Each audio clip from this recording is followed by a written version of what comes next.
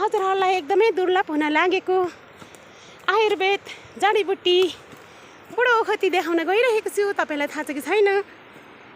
यो चाहिँ बुढो ओखतीले फुलेको हो। उसको झ्याङ भनेको यस्तो हुन्छ, यस्तो हुन्छ, यस्तो हुन्छ, यस्तो हुन्छ। हामी चाहिँ के भन्छौँ भने यसलाई वनको सुपारी भन्छौँ, वनको सुपारी भन्छौँ। हेर्नुहोस् हजुरहरू, यस्तो हुन्छ वनको सुपारी।